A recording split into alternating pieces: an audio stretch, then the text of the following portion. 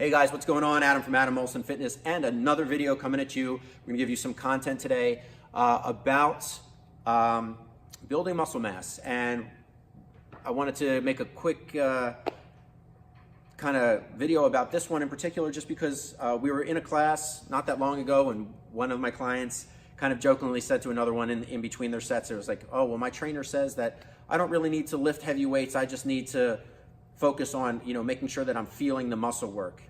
And I kind of had to stop and correct it. And I was like, well, that's not actually what I'm saying when I'm telling you to make sure that you are engaging things properly. Ultimately, I want you guys to think about, number one, how your anatomy works. Okay, so if you're not sure if you're doing a bicep curl correctly, you should start to learn a little bit about your human anatomy and how it works. Now, if you have a trainer, you go to a gym where they give you instruction, you might get a lot of different cues on where to set your chest, or where to keep your scapula, and how to keep your shoulders back, and maybe to pin your elbow at your side, and make sure that you engage the tricep at the bottom of the rep, and all the other things that go into utilizing your musculature so that you know that you're performing it right. And if you're not sure that you are, or you're more of a novice or beginner weightlifter, I would urge you to maybe either, seek out some guidelines. I mean, there's plenty of apps and things out there now. There's plenty of coaches, personal trainers that you can access, especially online. So I strongly urge you to do that. Don't just go in, just think you saw something off a video on Instagram and you're going to try it. Like, I would urge you to start to learn a little bit more about how your machine works. But once you start to understand those cues and understand like when you're utilizing a muscle group, how you're utilizing it, it's not just the fact that you can feel it work and that you can get some tension in there. And those are very important things, because ultimately you want to drive as much force through a muscle as possible. So, and we can talk about moment arm and equations for force and all that type of stuff, but it's not a part of this video. In another one we will. But ultimately, it's the thing I'm gravitating more towards telling people now is that for what you're trying to train, the goal is to drive as much tension through the muscle with the best form possible, with the highest load in the desired rep range. So once again, I'll repeat that. It's to have the best form possible with the highest load that you can manage, to drive as much tension or force to the muscle that you're trying to work for the desired rep range.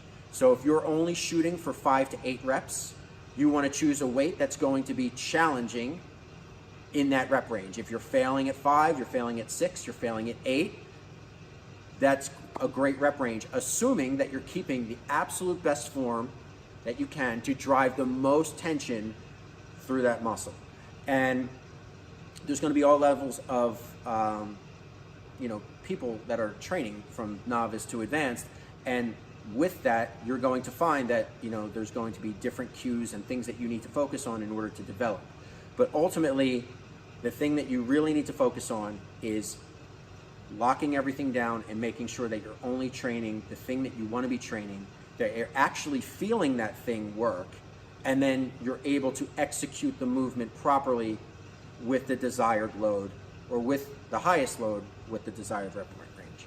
And that's ultimately it. That's really where you want to be focusing, not just that you're feeling the muscle work. You want to be forcing that muscle to change. And in order to have change, you need to push your body into an area where it hasn't gone before, which means if you want bigger legs, you're going to have to train legs incredibly hard. If you want bigger arms, you're going to have to train them. And one more caveat to this before we end the video is that not only do you want to train them incredibly hard, but let's say your focus is bigger biceps. You want to be able to train your biceps the absolute best with the most load, with the desired rep range, with the best form possible, as many times as you can in a week that you can recover from.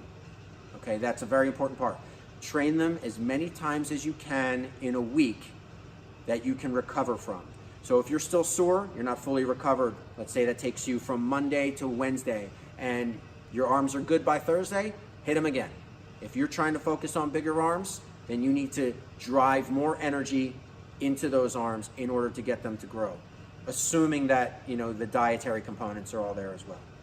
So I hope that clears some things up about aiming towards some muscular gains. If you have any questions, feel free to comment, criticisms, I'll be sure to take those as well. Shoot me a message, leave a comment, whatever you like.